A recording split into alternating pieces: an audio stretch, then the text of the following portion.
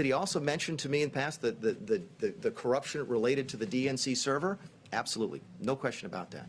But that's it. And that's why we held up the money. Now, there was a report. So the demand for an investigation into the Democrats was part of the reason that he ordered to withhold funding to Ukraine. The look back to what happened in 2016 certainly was part of the thing that he was worried about in corruption with that nation. And that is absolutely appropriate. The funding. Yeah. But to be clear, what you just described is a quid pro quo. It is funding will not flow unless the investigation into the Democratic server happen as well. We do that all the time with foreign policy. We were holding up money at the same time for what was it? The Northern Triangle countries. We were holding up aid at the Northern Triangle countries so that they would change their policies on immigration. And I have news for everybody: get over it. There's going to be political influence in foreign policy. I'm talking to Mr. Carl. That is going to happen. Elections have consequences, and foreign policy is going to change from the Obama administration to the Trump administration. The quid pro quo. Oh, my gosh. They've got him now. They finally managed to get the White House Chief of Staff, Mulvaney, to say this stuff. My friends, there was a flurry on media yesterday. Oh, people were all just so up in arms about the whole thing. There was a flurry of folks out there who were all saying that, see, Adam Schiff, it's been made so much worse now. They've admitted it. They've admitted it. Okay, let's look at what he actually said. Mick Mulvaney is telling this press conference of rabidly anti-Trump reporters, almost all of them, that yes, there was a consideration of continuing military aid to Ukraine. There was a consideration about whether that would happen based on, in part, whether they would tell us what happened with the DNC server in 2016. CrowdStrike. CrowdStrike was funded by Ukrainians. There's this strange 2016 election Ukrainian connection. And there's also concerns about corruption. And they wanted that to be looked at. That is not the same thing as telling the Ukrainians, hey, you have to investigate Joe Biden and his son Hunter Biden, or else we are going to withhold military funds from your country. That is not the same. They're going to say it is. It's not the same thing. And then Mulvaney's talking about how there are quid pro quos in foreign policy all the time. Of course there are. Of course there are. Whether he mentioned the Northern Triangle countries, Honduras, El Salvador, and Guatemala, being told, look, you guys got to help us more on some of these immigration issues, or we're going to stop sending you checks courtesy of the American taxpayer. In fact, think about it this way. It would be absurd. You could very clearly argue it would be somewhat insane for there not to be a quid pro quo in aspects of foreign policy. The question is just, is there a legitimate reason for the quid on our side? Is there some basis for it, whether it's help in foreign policy? So now we have to get to, is it a legitimate line of inquiry for the President of the United States to push the Ukrainians, or for his foreign policy to push the Ukrainians to look at possible hacking involving the DNC servers and Ukrainian CrowdStrike and who looked at what and what they found out, and Russia collusion origins stretching back to 2016, which the DOJ is actively investigating now. In fact, Durham up in Connecticut, the U.S. attorney, is looking at exactly that issue. And there was some interesting meeting in Italy, and it looks like we might be finding out some more about Mr. Mifsud pretty soon here. Remember, Mifsud was part of the getting Papadopoulos to tell Downer, the Australian diplomat, that he had heard something about Hillary's emails in the hands of the Russians. Remember that guy, Mifsud? Who is he? Why do we know so little about him? And we know more. The journos do more to find out about somebody who posts an anti-CNN video meme online than they do about Mifsud, who may be the point man for an entrapment scheme to begin the entire Russia collusion farce against President Trump. But is it illegitimate to look into corruption in Ukraine? Is it illegitimate to try to find answers to these questions? Of course not. So if there's a legitimate purpose, That it would also be bad for Democrats and benefit Trump does not make it illegal for sure, and doesn't make it unethical. Makes it too bad for the Democrats. And that's really what Mulvaney was saying there, which is, first of all, quid pro quos, foreign policy is largely based on that. You do this for me, I'll do this for you. You pay us this money, we'll give you this trade deal. You help us on this foreign nation stabilization mission, and we'll give you this check for aid. Whatever it may be. That happens all the time. People are using this term quid pro quo like it's some sort of in itself a smoking gun. Oh, you did something for someone, and they did something for you in foreign policy. That must be bad. But this is what happens. The Trump derangement syndrome, it fries the synapses of people's brains. They can't really function anymore in the normal plane of human reason and understanding. The quid pro quo. Oh, we found the quid pro quo. Mulvaney's like, yeah, we found the quid pro quo. But now everyone's trying to say, and he's got to walk it back because it's unclear and he made this situation worse. Well, it's because they've created this frenzy around that term so that when he says, yeah, there is a quid pro quo, they say, see, he's admitted it. But he's not admitting to what they're saying he's admitting to. The Ukrainians didn't even know that the aid was under review. How can you have something that's a quid pro quo when you don't even know what is being offered and what the exchange is? The answer is you can't. But there's still, look, they think the future of the country is at stake here. And if you have to lie, if you have to go along with a flimsy story, but you think that the future of the country is really at risk, is that the right thing to do? I think the Democrats certainly believe that it is. I think that they think whatever they have to do at this point in order to go after Trump is just fine. By the way, the reality here is that impeachment is an anti-democratic process. Impeachment is elected officials deciding for political reasons to get rid of or start the process of removing a president from power and from office. That we are even considering this in the year 2019 going into the 2020 election, or rather that the Democrats are offering this up as a necessary corrective, just goes to show you how corrupted their mentality has become with regard to democracy, our system of government, our sacred institutions. They don't care about any of it. This is just a pure power play. It is malice wrapped in revenge, or perhaps revenge wrapped in malice. That's what this is. And Nancy Pelosi more or less admitted as much, that this is not about really what the voters want, although I'm seeing these polls that say 52% of the American people want the impeachment inquiry to continue. Well, first of all, that's because the way they've set it up, it's all propaganda, folks. It's all a game. It's all wrong. And if I were analyzing this, if I were back in the CIA and analyzing this as though I was looking at a foreign country, I'd say, this is quite clear. What they're doing is calling it an impeachment inquiry, and just the very term. And the Democrats can set their own rules here. What is the process? And they're supposed to respect the processes of the past in impeachment. They're not doing that, of course. But by calling it an inquiry, they make it sound like it's an investigation. Of course you want the answers in an investigation, just like the Mueller probe, right? How could you not want the Mueller probe to be completed? Don't we want answers? How could you want the impeachment inquiry to not be completed? Don't you want answers? I guess, yeah, I want answers, sure.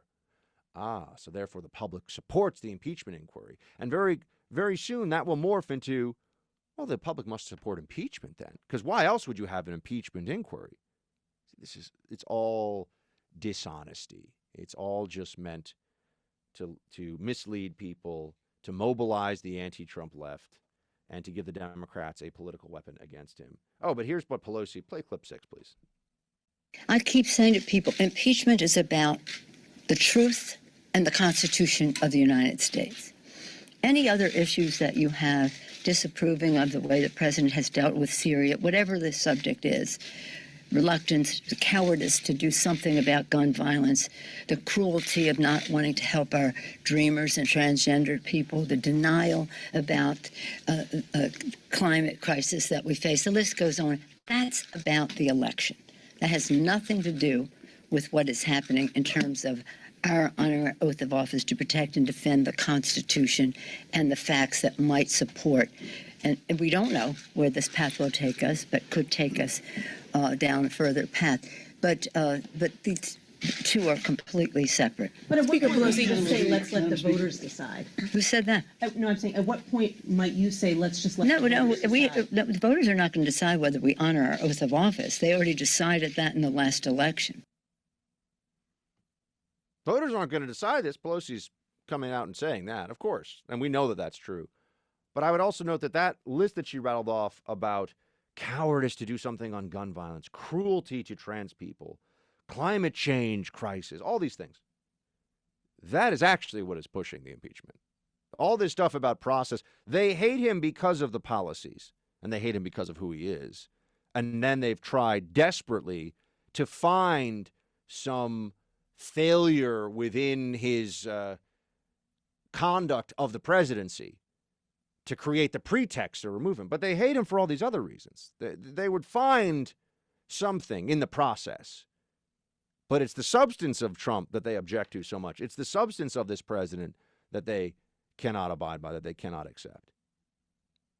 That's, my friends, that's what's really happening, which is why Nancy Pelosi feels the need to tell us, oh, it's not about policy disputes. That's for voters. This is about something more than that. Oh, yeah? Like what? Violating his oath of office to uphold and defend the Constitution. How has he done that exactly? Where's the constitutional violation? Where's the oath of office violation? It's conducting foreign policy. What's the problem here? But they just say these things, and people believe it. Oh, I guess he must have violated his oath of office. That sounds really serious. Can't have this guy around anymore. It's absurd. But the Democrats are really an increasingly absurd bunch. I wish we could go back to the mean. I wish we could go back to some sense of Democrat political normalcy for what I used to think of as a Democratic Party in the past, which was one that you knew that these impulses were all under the surface for totalitarian cancel culture and open borders and modern monetary theory. You spend all the money you want, doesn't matter. The rich will pay for it, even if they can't, we'll figure it out. I mean, all these, you knew that it was there, but they used to go through the motions of trying to convince us that that wasn't really what they're all about. The Democratic Party today doesn't even try to hide the crazy. The crazies dancing around the streets, yelling, "We're going streaking!" Good movie. To date, every single witness, every single fact has not supported any aid pause or hold up in foreign aid being attached to any conditions, and that's been consistent with every witness that we've heard from so far. Mark Meadows telling us, look, the quid pro quo has not been established behind closed doors either. And the fact that Democrats are even having these hearings behind closed doors just tells you all you need to know about whether this is really an issue of transparency and accountability for government, or if it's just dirty politics, which is what the Democrats are excelling at and have for a long time. Dirty politics. Look, the president's out there saying straight up they're going to look into what happened in the 2016 election. Why is it the Democrats got to run the special counsel, got to do all these things, all these leftists, all these Trump haters? They got to have their version of 2016, use the government to do it, media beating the drums all along. This is what needs to happen. Why can't there be an investigation of the 2016 election and the presentation of facts from it based on the people who are duly constituted in office right now with those powers or vested with those powers? I want Democrats to answer that question, but please play clip 3. Here's our president talking about this. Our country is looking into the corruption of the 2016 election. It was a corrupt election, whether it's Comey or McCabe or Strzok or his lover, Lisa Page, the two great lovers. There was a lot of corruption. Maybe it goes right up to President Obama. I happen to think it does. What if that's true, by the way? I think it does, too. I don't know. I always tell you what I know and don't know. But be prepared for this possibility. We've been all along, because of what has been put out there, and obviously this is always, you're always swimming upstream trying to get answers about the absurd theory that was used to destroy careers and lives And it's really just a rejection of the 2016 election results by crazy Democrats. But the theory that the president worked with the Russians, left no trail, worked with the Russians to defeat Hillary Clinton in 2016. I mean, that's the basis of all this, the Russia collusion, conspiracy stuff. You look at all this, and we know that Strzok and Page and McCabe and these very powerful figures within the government hated Trump and abused their powers against him. That's a matter of record, a matter of fact. What we don't know, and it will be very hard to find out, and they will start to claim executive privilege, and who knows how much of the record's already been destroyed. We don't know is, when did Obama know that there was an investigation of the Trump campaign? Who briefed President Obama on the efforts, let's say, to entrap Papadopoulos or to have FISA on Carter Page? Is it credible? Let's just start with things that, whether it's credible or not credible.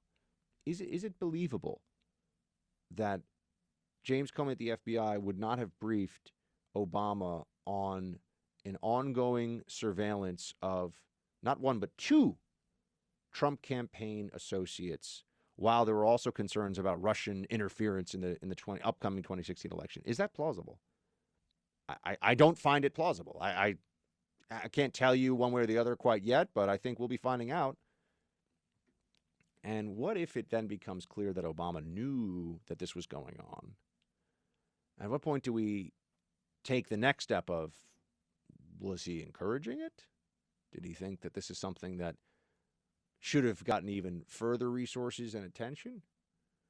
And what would the media that now pretends to care so much about truth, transparency, and the American way, how will they react if, in fact, we ever get to the point that it's clear President Obama himself knew? I mean, remember all the unmasking requests? We used to talk about the U.S. persons getting unmasked by very senior Obama administration officials. There was all this stuff. We've never gotten answers about why were they doing that. And you look back at the denials then, we didn't know quite as much about Brennan and Comey and Clapper. I mean, these guys are loons. Self-obsessed loons who hate Trump and were willing to do very shady, abusive, unethical things while director of the CIA, while director of the FBI. I mean, really scary stuff. And we've never gotten answers. What was really going on? I just think you should be prepared for the likelihood, I think it's a pretty high likelihood, that when we finally do have the answers about where all this began, and it's going to come before the 2020 election, you will have the entire media apparatus that is anti-Trump telling the American people that none of the abuses mattered, the FISA abuses, the FBI's abuses, DOJ, none of that mattered because Trump is such a threat that anything that those people did, no matter what laws they broke, no matter what ethics they violated, was necessary. Get ready for that, including, by the way, Obama being involved in ordering it himself.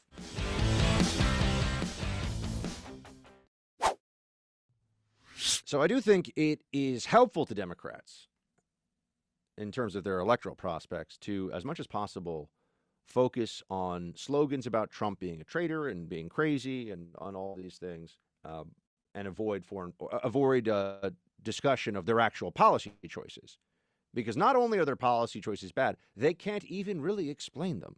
They cannot answer very important, straightforward questions. On the point about how crazy, though, they think Trump is, I mean, this is just a great example of anonymous source out there telling us, oh my gosh, Trump is a madman. We can't handle him. What are we going to do? What are we going to do? Play clip 23, my good man. We've spoken to a Republican source who was in the room, and I'm told that they were alarmed at his demeanor. Quote, everyone left completely shaken, shell-shocked. He is not in control of himself. It is all yelling and screaming. And I asked the source, who's been in many meetings with them, has it changed? Is it worse? Because every week we talk about, is it getting worse? And the source said 100%. I asked, are you worried about his stability? And the source said yes. And the source went on to talk to other senior Republicans who were in the meeting. They were also shaken up. One used the word sickened. And also, they got a sense of the Pentagon, the generals who were there.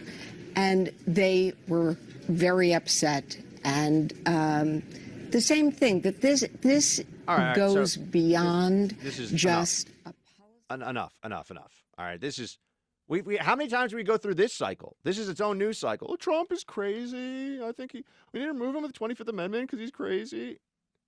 They did this before. They did it like a year ago, a year before that. To this CNN reporter talking about her source. If I were in the room with the President of the United States, and I truly believed, beyond any reasonable doubt, that the president was having the equivalent of a mental breakdown, the president had lost his mind and was a danger, or the things that they say, a danger to the republic. If you believe that, and you do not have the courage and the basic patriotism to step forward, I don't care what your job is, I don't care what your role is in this White House or what elected official you are or whatever, and speak about that to the American people, you're a coward. We have people who are putting on the uniform overseas, getting shot at. We got people that have lost limbs fighting for this country. People have died for this country, stretching back for our entire history. You're in a position of authority and power. You're going to tell this reporter, oh, I'm scared, the president's crazy, but you won't come forward and say, why an anonymous source here? Oh, because it'd be so terrible for this person to speak that. Are you kidding me? They get a book deal and an MSNBC contributorship in like 5 minutes. Oh, it's so scary to stand up to Trump. No, it's not. In fact, the money, the fame, the people thinking you're amazing, that's all on the anti-Trump side. You want to be somebody that's marked. Try to be a Trump supporter in public. Try to be in public life and say that I think that President Trump is great. There are a few places in American society where you can do it. You can do it, you can do it at Fox News. You can do it on talk radio. A few places where it's a safe space to say that you like President Trump. But in the broader American society, culture, academia, entertainment media, go to any major city, walk around with a MAGA hat on and see how much fun that is. Any major city in the United States. Yeah, some people will be fine with it, but some people won't, and they'll let you know.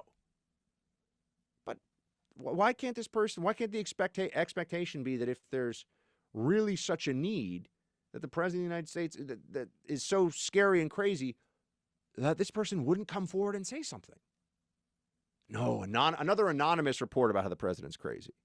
If you think the president's crazy, you don't tell a CNN propagandist to go and tell the American people that the president's crazy. You stand forward, you say it yourself. And if you don't, you're a coward. That's it. And you do it while you're there, by the way, or while you're in office. You don't do it a year later when you're trying to, don't pull the mooch, where the mooch was, anything Trump did was amazing until all of a sudden he's not in Trump's good graces. And now, everything Trump does is terrible and he's crazy and he's gross. No credibility whatsoever. You can't do that. It's not allowed to anybody who's going to be reasonable and rational. But so they want to talk about how Trump is crazy, but then there's some other problems that they have. Because occasionally, even left-wing Democrats want to have some idea among different Democrat choices of what they're signing on for, right? In this Medicare for All plan, which has been rightly pointed out by somebody on Team Buck yesterday who wrote in that it's not really Medicare for All. That's not the true description of the program. It's single payer is really a much more accurate description of what the Democrats want. The government pays for all your health care. Problem with that is, as we've been discussing, single payer is really expensive. Here is a fantastic montage. Elizabeth Warren, who I think is now the standard bearer for single payer health care, because Bernie's too old and it's not going to happen for him this cycle. I don't think it's going to happen. Maybe I'm wrong. Maybe he'll win. Who knows? But how often am I really wrong? Elizabeth Warren is now picking up steam as the progressive favorite. She's the more adept spokesperson for Medicare for All. Here is what happens when you ask her, this is very straightforward, will taxes go up on the middle class in America if Medicare for All happens? Please play clip 22. Will you raise taxes on the middle class to pay for it, yes or no?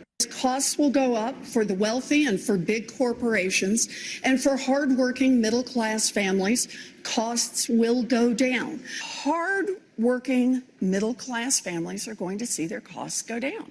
But will their taxes go up? Well, but here's the thing. Here's the thing. I've listened to these answers a few times before. Will middle-class taxes go up? Will private insurance be eliminated? Look, what families have to deal with is cost. Total cost. That's what they have to deal with. How much are your costs going to go down? No, different question. How much will your taxes go up? No, it's how much are your costs? I have a different question. It's how much families end up spending. I know that argument, but will you pay more in taxes? Look, Why don't you want to answer that question? Because Jake said tonight, that's a Republican talking point. It's not a Republican talking point. It's a question. It's a question about where people are going to come out economically. Look, no, that's not my question. That's not my question. Costs will go down on the middle class. They'll go down. Notice how she's talking about costs. Interesting that she wants to go there. Because she won't tell you what's true, which is that to even begin to pay for this, which the Urban Institute says will cost, which is left wing, cost about $34 trillion in the next 10 years. So you could spend almost every tax dollar currently taken by the federal government, and we are pretty heavily taxed. Take every dollar and you would basically spend it all on this program. Okay. So then let's look at her dodge here of the question, which she dodged over and over and over again. Well, will taxes go up? Yes, or answer me that. You can tell us how it's going to be wonderful and, candy canes and unicorns and chocolate syrup rivers and whatever else you want to tell us. You can do that. But first you have to tell us that the taxes are going to go up in the middle class so we can make an informed decision. Oh, you know who didn't let us make an informed decision about the last healthcare overhaul? Barack Obama. When he lied to the American people by saying if you like your healthcare plan, you can keep it. Millions of people were knocked off their plans. Most of them were then transferred onto Obamacare plans that were far inferior to what they were getting before then. Some people got on Obamacare plans that were subsidized, and they're a little bit better off, but a lot of people lost their plan, lost their doctor. And as I find more and more as I get older, the practitioner matters. Just getting to a doctor is not good enough unless you just have a ear infection or something. I mean, if you have any kind of problem that requires real ongoing care, a difficult diagnosis, any number of issues that we all deal with in the healthcare system, the doctor matters. They like this one-size-fits-all. It's going to be Medicare for all, but it's going to be the government paying for it. The government's going to tell you who you can see and what they're allowed to charge. And central planning. This is all central planning. It always fails. It does not work. It doesn't work the way they say it. Well, yeah, sure. You'll be able to see some doctors, and you look at foreign countries that have a single-payer system. There's some health care there, but go speak to British people about how many wealthy Brits for heart surgery go to Thailand now. Medical tourism from these European states that have free health care. Why is medical tourism such a big thing? A booming industry in India and Thailand. Seems kind of strange, doesn't it? Because those countries have these burgeoning medical systems where people pay cash, people pay for the services, knowing that it's very expensive here in America to have any of those procedures done because of the system we have and the way that health insurance companies allocate capital. But back to the issue of costs. Costs is also a very broad term. For her to tell you what a cost would be for a middle-class family, she would have to know what your expenses would be, what your healthcare expenses would be. And she has no idea. She has no idea what the expenses will be from this. Absolutely none whatsoever.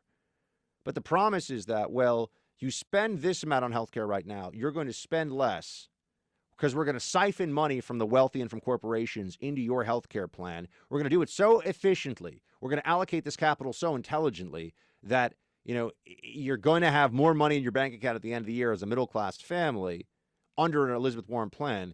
That's just not going to happen, folks. Just not going to happen. You're going to have taxes raised, and even with taxes raised, you're going to have tremendous deep structural inefficiencies in the system. Rationing, long wait times. This is your healthcare future if Elizabeth Warren gets her way. We need to understand that. We need to be clear about that. She's not even clear about it, though, because she can't answer the basic question of how are you going to pay for this?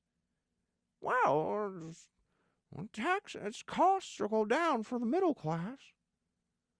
They'll go down. But for the wealthy and for corporations, no. It's not just going to be it's never just the wealthy. There's not enough money. There's not enough money from the wealthy and the corporations to pay for this. They couldn't do it. And then think about what that would also do to the broader economy.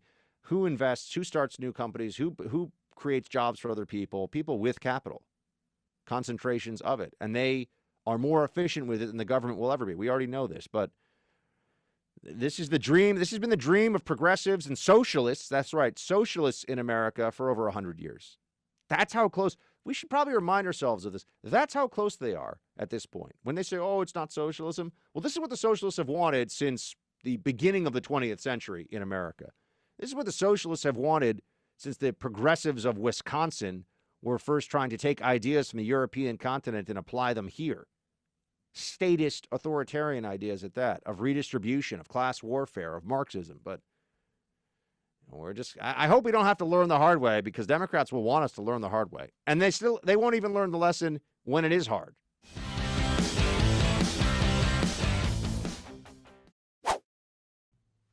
Every single Democrat candidate for president raised their hand in favor of giving free health care to all illegal aliens. They want to give more to illegal aliens than they give to American citizens. You see that. As president, I will never allow the Democrats to take away your health care dollars and give them to people that are in our country illegally. Thank you. I think that's going to come back to haunt the Democrats. I've thought it all along. I said it on the Bill Maher show back in August, that every Democrat, it was a 2-night debate, so technically there were some Democrats who weren't on the stage who were still in the race. But one night, every Democrat at the debate said, they all raised their hands. They all made it clear that they wanted to give health care to illegal aliens. Every single one. How would you I just want to think about this beyond the fact that that's absurd, it's insane, and that any Democrat would ever think that was feasible. Is just because how would you implement this? Does that mean that if somebody shows up in this country, someone crosses the border and says, hey, I need open heart surgery. I know I just ran across the border, but I need open heart surgery. We just say, okay, we're going to keep you in the country. We can't kick you out because, of course, illegal aliens are the foundation upon which this country is built, the Democrats believe. So you get to stay, and then you're going to have a procedure that'll cost taxpayers about $1 million. Why would anybody in the third world, why would anybody in developing countries not just come to America and demand world-class medical treatment? It's worth it. I mean, it might be something that changes or saves your life, right? So do you have to be an illegal that's here for a certain amount of time for this to qualify for this? Do you have to be an illegal alien who falls into a specific category of certain nations for you to get these health care benefits that they've promised you? I have to say, it is remarkable to me how extreme and unworkable many of these Democrat ideas and proposals are. And that may be why Mayor Pete, for example, recognizes that as much as all these polls and all these people in the media are telling you that anybody can beat Trump and Trump's a paper tiger and Trump can't, and all this stuff, he was a little more circumspect when he was asked about whether every single Democrat in the field right now would be able to beat President Trump. Play clip 1, please. Do you really believe that everybody on that stage can beat President Trump? I'm not so sure. And I think that in order to win and in order to deserve to win, we've got to answer the fundamental problems that Donald Trump took advantage of to take over the Republican Party and get elected. And we got to find a way to do it that people can see where they fit and that unites the country. Look, we're never going to win everybody over. But I think it means a lot that with incredibly progressive proposals, I'm also getting Republicans saying that they would support me because they're so disgusted with what's happening in the Trump White House. I don't need I know a lot of Republicans. I don't know any Republicans who are jumping on the Mayor Pete bandwagon. I don't know any of I don't know any of those. I do know some that like Tulsi. I'm not the only one. I'm just putting that out there. But he understands, Mayor Pete understands that some of these Democrats are a disaster for the Democratic Party. And really, the disastrous one, the most disastrous would be Bernie Sanders. Because the stuff that he would want to do, it's never going to happen. It can't get done. He can't defend it. It doesn't make sense. But it sounds good to people who believe in fairy tales. What Bernie tells them sounds good.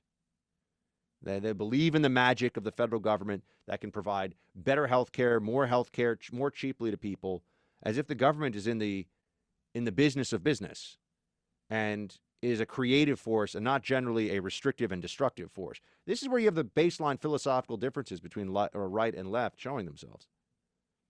Bernie Sanders, though, just highlights it in a way that even Democrats, I think, are starting to figure out, oh, that guy's crazy.